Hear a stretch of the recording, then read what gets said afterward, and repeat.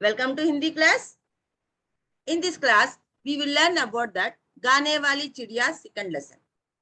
गाने वाली चिड़िया, जिस देश में गंगा बहती है, that lesson we completed. First lesson is completed, notes also completed. So we are going to second lesson. गाने वाली चिड़िया. Now I am saying the story of गाने वाली चिड़िया shortcut. गाने वाली चिड़िया పాఠాన్ని మీకు షార్ట్కట్ గా చెప్తున్నాను తెలుగులో. ఒకసారి రాజుగారు పాడుతున్నటువంటి ఒక చిలకని చూస్తారు. ఆ చిలకని తన రాజ్యానికి పిలిపించుకుంటారు. ఆ రాజ్యంలో కొన్ని రోజులు ఉన్న తర్వాత చిలక మళ్ళీ వెనక్కి వెళ్ళిపోతుంది. చిలక వెళ్ళిపోయిన తర్వాత రాజుగారు చాలా బాధపడతారు. చిలకని వెతకమని సైనికులందరినీ పంపిస్తారు. చిలకకి ఈ విషయం తెలిసి రాజ్యానికి వస్తుంది. వచ్చి రాజుగారికి ఒక మంచి చక్కని సందేశాన్ని ఇచ్చి వెళ్ళిపోతుంది. గానేవాలి చిడియా. ఆ చిలక ఎక్కడుంది, ఎవరు తీసుకొచ్చారు, ఏమి సందేశం ఇచ్చింది, అదంతా కూడా మనం పాఠంలో నేర్చుకుందాం. All of you open your Hindi textbook and lesson number 2. Lesson number 2. गाने वाली चिड़िया. गाने वाली चिड़िया. इन गाने वाली चिड़िया चित्र में हमको क्या दिखाई दे रहा है? चित्र में हमको क्या दिखाई दे रहा है? चित्र में हमें एक किसान 2 बैलों को चला रहा है. किसान 2 बैलों को चला रहा है. किसान बैलों को चला रहा है. రైతు ఎద్దులని నడిపిస్తున్నాడు. రైతు ఎద్దుల్ని నడిపిస్తున్నాడు. पीछे क्या दिखाई दे रहा है? एक खेत. खेत పొలం. పొలం. नेक्स्ट, देश के विकास में किसान का क्या महत्व है? देश के विकास में, దేశం యొక్క అభివృద్ధిలో రైతు యొక్క మహత్వం ఏమిటి? మహత్వం అంటే గొప్పతనం ఏమిటి? రైతు లేకపోతే ప్రపంచమే లేదు. రైతు ఉంటేనే మనకి భోజనం వస్తుంది. రైతు పంటలు పండిస్తాడు. ఆ పంటను మళ్ళీ షాప్కి ఇస్తే ఆ షాప్లో మనం కొనుక్కొని తింటాం. సో రైతు లేనిదే ప్రపంచం అనేదే లేదు. దేశానికి వెన్నెముక అంటారు. ఎందువల్లంటే రైతు మనకి కావలసినటువంటి ఆహార పదార్థాలన్నిటినీ కూడా పంపిణీ చేస్తారు కాబట్టి. ఈ రైతే దేశానికి ఒక వెన్నెముక లాంటి వాడు. ఏ విధంగా అయితే మానవులకి వెన్నెముక అంటే బ్యాక్ బోన్ లేకపోతే ఉండలేడో, అదే విధంగా దేశంలో రైతు అనేటువంటి వాడు లేకపోతే ప్రపంచం ఉన్నా ఒకటే, లేకపోయినా ఒకటే. किसान व मजदूरों के प्रति हमारा क्या कर्तव्य है? मजदूर అంటే పని చేసేవాడు. किसान व मजदूरों के प्रति हमारा क्या कर्तव्य है? మనం ఏ విధంగా చూడాలి? వాళ్ళకి మనం ఎందుకు ఇంపార్టెన్స్ ఇవ్వాలి? ఇప్పుడే చెప్పాను, రైతులు లేకపోతే ప్రపంచమే లేదు. మజ్దూర్ పని చేసేవాళ్ళు, కార్మికులు అందరూ వస్తారు పనిచేసేవాళ్ళు. వాళ్ళు లేకపోతే ప్రపంచమే లేదు. అన్ని పనులు మనంతటా మనం చేసుకోలేం. కొన్ని పనులు కొంతమంది చేస్తారు. కాబట్టి అటువంటి వాళ్ళకి మనం కంపల్సరీగా గౌరవాన్ని ఇవ్వాలి. వాళ్ళకి కావాల్సినటువంటి సౌకర్యాలని మనం కల్పించాలి. లేకపోతే ప్రపంచంలో మనం ముందుకి సాగలేము. ఫస్ట్ వన్, से उद्देश्य. उद्देश्य सामान्य उद्देश्य और विशिष्ट उद्देश्य 2 प्रकार होते हैं हर पाठ के लिए. ప్రతి పాఠానికి కూడా 2 రకాల ఉద్దేశాలు ఉంటాయి. సామాన్య ఉద్దేశ, విశిష్ట ఉద్దేశ. సామాన్య ఉద్దేశం మీన్స్, సామాన్య ఉద్దేశం అంటే భాషకి సంబంధించి. భాషని బాగా నేర్చుకోవాలి. విశిష్ట ఉద్దేశం పాఠానికి సంబంధించి, పాఠానికి ఏదైతే పాఠం మనం చదువుతున్నామో ఆ పాఠంలో ఉన్నటువంటి గొప్పతనం కోసం, ఆ పాఠంలో ఉన్నటువంటి కంటెంట్ విషయం కోసం అది విశిష్ట ఉద్దేశం. సో ఈ పాఠంలో ఉన్నటువంటి విశిష్ట ఉద్దేశం ఏంటంటే समाज में किसान व मजदूर मजदूरी का महत्वपूर्ण स्थान है। समाज में किसान व मजदूर का भी महत्वपूर्ण स्थान है। वे हमारे जीवन के आधार हैं। वे हमारे जीवन के आधार हैं। వాళ్ళు మన జీవితానికి ఆధారభూతులు. వాళ్ళు లేకపోతే ప్రపంచంలో మనం ముందుకి వెళ్ళలేము. वे हमारे जीवन के आधार हैं.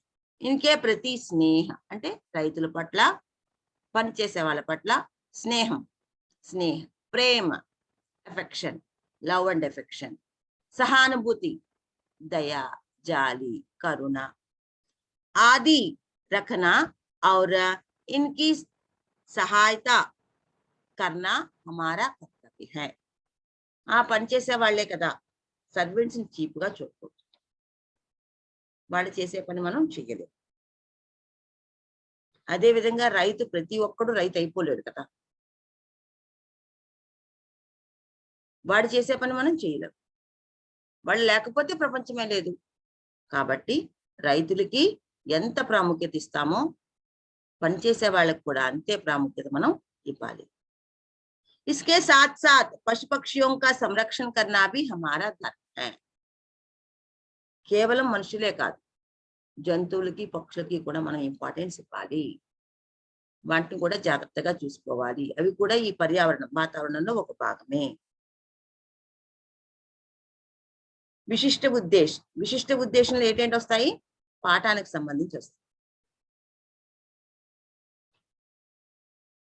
రైతుల పట్ల, పనిచేసే వాళ్ళ పట్ల మనం జాగ్రత్తగా వ్యవహరించాలి.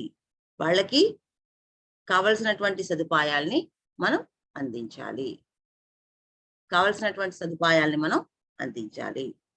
వాళ్ళని చులకన చేసి మనం మాట్లాడకూడదు.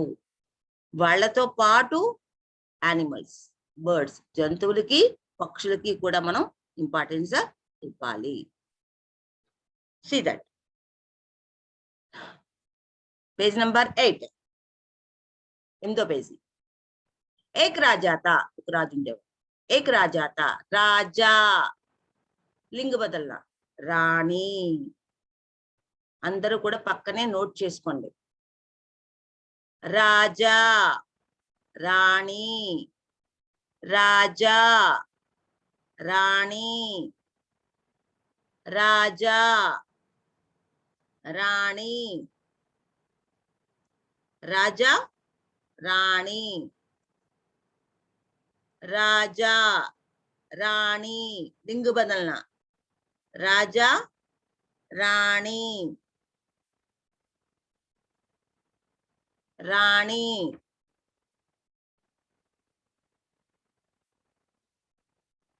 రాజా, రాణి, రాజా, రాణి, రాజా, రాణి, లింగ బదల్నా. రాజా వచన బదల్నా మాట, రాజా వచన बदलना राजा, राजा वचन बदलना राजा, राजा वचन बदलना राजा, राजा वचन बदलना राजा. वह बहुत ही सुंदर महल में रहता था. वह मीन्स कौन? राजा. वह मीन्स कौन? राजा. वह बहुत ही सुंदर महल में रहता था. वह बहुत ही सुंदर महल में, सुंदर, सुंदर विलोम शब्द, कुरूप. असुंदर also we can write असुंदर. विलोम शब्द means व्यतिरेक पदार्थ. सुंदर, असुंदर, सुंदर, असुंदर. वह बहुत ही सुंदर महल में रहता था. राजा कहाँ रहता था? सुंदर महल में रहता था. రాజుగారు ఎక్కడ ఉండేవారు? అందమైనటువంటి భవనంలో ఉండేవారు. ఉసే అప్నే మహల్ పర్ బహుత్ గర్వ తా. ఎందువల్లంటే రాజుగారి బిల్డింగ్ కదా, చాలా అందంగా ఉంటుంది. అతనిలాగా ఇంకెవరూ కట్టించుకోలేరు, అంత గొప్ప అందంగా ఉండట అతని యొక్క బిల్డింగ్. उसे अपने महल पर बहुत गर्व था. అతనికి కూడా చాలా గర్వం. అబ్బా నాకు ఉన్నటువంటి ఇల్లు ఇంక ప్రపంచంలో ఎవ్వరికీ లేదు. संसार के कोने कोने से यात्री महल देखने आते थे. ఈ రాజుగారి యొక్క భవనం అంత అందంగా ఉందని చెప్పి సంసార్ అంటే ప్రపంచం, సంసార్ పర్యాయవాచి శబ్ద, జగ్ విశ్వ, జగ్ విశ్వ, जग विश्व, संसार पर्यायवाची शब्द. संसार पर्यायवाची शब्द क्या है? जग विश्व, जग विश्व. यात्री क्यों आते थे? यात्री के अंदर ఎందుకు వస్తారు? राजा का जो महल है वो बहुत सुंदर है, उसको देखने के लिए यात्री लोग आते थे. రాజుగారి యొక్క భవనం చాలా చాలా అందంగా ఉంటుంది కాబట్టి దాన్ని చూడడానికి చాలా మంది వస్తూ ఉంటారు. यात्रियों ने अपने यात्रा वर्णन में महल की सुंदरता के बारे में कई बातें लिखी. వచ్చిన వాళ్ళు చాలా మంది రైటర్స్ ఉంటారు, అంటే రాస్తుంటారు కదా, పాటలు, కవిత్వాలు, కథలు. అలా రాసే వాళ్ళలో కొంతమంది ఈ రాజుగారి యొక్క భవనం కోసం చాలా చాలా బాగుంది, బాహుబలి కోట ఎంత అందంగా ఉంటుందో అంత భవనం ఇంకా బాగా ఉందని చెప్పి రాస్తూ ఉండొచ్చు. బాత్ బాతే వచన బదలన, బాత్ బాతే, బాతే बहुवचन रूप, सिंगुलर बात. उन्होंने एक गाने वाली चिड़िया के बारे में भी लिखा था. వాళ్ళు రాస్తున్నప్పుడు ఆ కథలలో పాడుతున్నటువంటి ఒక చిలక కోసం కూడా రాశారు. यह चिड़िया महल के पास वाले जंगल में रहती थी. कहाँ रहती थी? महल के पास वाले जंगल में. రాజ్మహల్ కి దగ్గరలో, के पास దగ్గర, के दूर దూరం, ఆపోజిట్, के पास के दूर, के पास के दूर. उन्होंने एक गाने वाली चिड़िया के बारे में भी लिखा था. यह चिड़िया महल के पास वाले जंगल में रहती थी और बहुत मधुर स्वर में गाती. పక్కన అడవిలో ఉండేది, చాలా అందంగా పాడేదిట, చాలా అందంగా పాడేది. राजा का महल कैसा था? बहुत सुंदर था. यात्री कहाँ आते थे? महल को देखने आते थे. महल कैसा था? बहुत सुंदर था. चिड़िया कहाँ रहती थी? चिड़िया महल के पास रहने वाले छोटी सी जंगल में.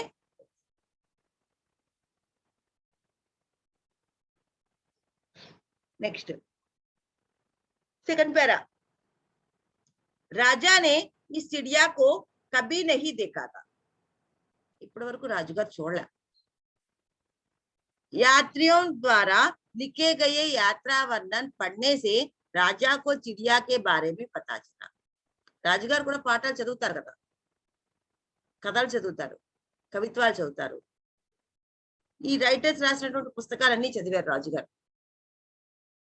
అప్పుడే అతనికి తెలిసింది, ఆహా పక్కనే ఒక పాటలు పాడుతున్నటువంటి చిలక ఉంది అని చెప్పి అతను అర్థం చేసుకున్నాడు. ముందుగా రాజుగారికి అయితే తెలియదు. ఎలా తెలిసింది? యాత్రికులు రాసినటువంటి యాత్రా వర్ణనలో ఈ భవనం కోసం మరియు పక్కనే ఉన్నటువంటి అడవిలో పాడుతున్నటువంటి చిలక కోసం తెలుసుకున్నారు. రాజానే ఉస్ చిడియా కో దేఖ్నా చాహా. కొత్త విషయం వస్తే అందరూ కూడా ఉత్సాహపడతారు కదా, వినడానికి కానీ, చేయడానికి కానీ, చూడడానికి కానీ. అలాగే రాజుగారు కూడా నేను కూడా ఆ పాడుతున్నటువంటి చిలకని చూడాలి అని చెప్పి అనుకున్నారు. इसलिए अपने सेवकों को बुलाकर कहा. इमीडिएटली వెంటనే తన యొక్క సేవకుల్ని పిలిచారు. तुम लोगों ने कभी मुझे गाने वाली चिड़िया के विषय में नहीं बताया. ఇప్పటి వరకు మీరు నాకు పాటలు పాడుతున్నటువంటి పక్షి కోసం చెప్పలేదు కదా, మీరు ఆల్రెడీ విన్నారు కదా. जाओ जंगल से उस चिड़िया को पकड़ लाओ, मैं उसका गाना सुनना चाहता हूं. जाओ వెళ్ళు, उस पकड़ कर लाओ, माने उसको कहा, उसको माने चिड़िया को पकड़ कर लाओ, पట్టుకొని రండి. మీరు ఎప్పటి వరకు నాకు ఆ పక్షి కోసం చెప్పలేదు, వెళ్ళి ఇప్పుడు ఆ పక్షిని తీసుకురండి అని చెప్పి రాజుగారు చెప్పారు. రాజా కే సేవకో నే భీ ఉస్ చిడియా కో కభీ నహీ దేఖా థా. వాళ్ళు కూడా ఎప్పుడు చూడలేదు ఆ పక్షిని, ఎక్కడ ఉంది ఏంటనేది వాళ్ళకి కూడా తెలియదు. और ना ही पूरे दरबार में कोई इस विषय के बारे में कुछ जानना था. ना ही पूरे दरबार में कोई इस विषय के बारे में कुछ जानता था. సైనికులకి తెలీదు, ఆ కింగ్ కోర్ట్ లో ఉన్నటువంటి వాళ్ళెవరికి కూడా తెలియదు. దేనికోసం? ఒక చిలక ఉంది, ఆ చిలక పక్కన ఉన్నటువంటి అడవిలో ఉంది, అది పాటలు పాడుతుంది అని చెప్పి ఎవరికి తెలియదు. చిడియా కో ఢూంढने సైనిక్ జంగల్ మే గయే. చిలకను ఎతకడానికి సైనికులందరూ కూడా అడవికి వెళ్ళారు. ढूंढते ढूंढते उन्हें एक लड़की मिली. వెతుకుతుంటే వాళ్ళకు ఒక లड़की మిలి, ఒక అమ్మాయి కనిపించింది. వాళ్ళు కలిశారు, సైనికులందరూ కూడా ఒక అమ్మాయిని కలిశారు. जिसने चिड़िया को गाते हुए देखा था. ఆ అమ్మాయి ఎవరు? ఆ అమ్మాయే పాట పాడుతున్నటువంటి చిలకని చూశారు. సైనికులందరూ కూడా చిలకను వెతకడానికి బయలుదేరారు. అప్పుడు వాళ్ళకు ఒక అమ్మాయి కనిపించింది. ఆ అమ్మాయి పాడుతున్నటువంటి చిలకని ఎప్పుడో చూసిందంట. గానే వాली चिड़िया का नाम लेते ही वह बोली. వాళ్ళ అమ్మాయిని చూసి అడుగుతున్నారు, నీకు తెలుసా ఇక్కడెక్కడో పాడుతున్నటువంటి చిలక ఉందట కదా అని అడిగారు. హాహా మై జాన్తా హూ. ఎందుకంటే ఆ అమ్మాయి అడవిలో తిరుగుతుంది కాబట్టి ఆ అమ్మాయిని చూడగానే ఈ సైనికులందరూ అడిగారు, ఏమ్మా నీకు ఇక్కడ ఎక్కడైనా పాడుతున్నటువంటి చిలక కనిపించిందా? దెన్ అప్పుడు అమ్మాయి చెప్పి హాహా మే జాన్తా హూ, నాకు తెలుసు. హా మీన్స్ ఎస్, నహీ విలోమ శబ్द, హా నహీ. गाने वाली चिड़िया का नाम लेते ही वह बोली, हाँ मैं जानता हूँ उस गाने वाली चिड़िया को. నాకు తెలుసు, నాకు తెలుసు, నాకు తెలుసు. ఎవరైనా టీచర్ క్వశ్చన్ అడిగితే you are raising the hand, నేను చెప్తాను నేను చెప్తాను నేను చెప్తానని. అలాగే ఈ అమ్మాయి కూడా నాకు తెలుసు, ఆ చిలక పాడడం నేను చూశాను అని చెప్పి. ఓహ్ वो कितने मधुर स्वर में गाती है. బా వండర్ఫుల్, చాలా స్వీట్ గా పాడు, బాగా పాడు पक्षी. जब मैं यहाँ से काम समाप्त करके संध्या समय पर, जब मैं यहाँ से काम समाप्त करके संध्या समय पर लौटती हूँ तो वह मुझे रास्ते भर अपना मीठा मीठा गाना सुनाती है. నేను పని పూర్తి చేసుకొని కామ్ సమాప్త కర్తే घर लौटते समय, ఇంటికి వెళ్ళిపోతుంటానే. लौटना మీన్స్ గోయింగ్ టు బ్యాక్. वह मुझे रास्ते भर దారంతా अपना मीठा मीठा गाना सुनाती है. తీయగా పాట పాడుతూనే ఉంటుంది. తన వర్క్ అంతా కంప్లీట్ చేసుకుని, అమ్మాయి వర్క్ అంతా కంప్లీట్ చేసుకుని ఇంటికి వెళ్ళిపోతున్నప్పుడు ఈ చిలక కూడా ఆ దారంతా పాడుకుంటూ వస్తుంటుంది. इससे मेरी सारी थकान दूर हो जाती है. నాకున్నటువంటి అలసట అంతటిని కూడా నేను మర్చిపోతాను. So till now 2 or 3 paragraphs completed. You have to prepare 4 questions from the paragraphs. In these 3 paragraphs 4 questions you have to prepare and write the answers also. Question మీరే రాయాలి, ఆన్సర్ కూడా మీరే రాయాలి. క్వశ్చన్ మీరే రాయాలి, ఆన్సర్ కూడా మీరే రాయాలి. How many paras? 3 paras. We will meet in the next class. Okay, Chena? What is the homework? 3 questions, not 4 questions. You have to write from 4 paragraphs. 4 questions you have to write from 4 paragraph. Okay. Don't forget, that is our homework. Thank you. We will meet in the next class.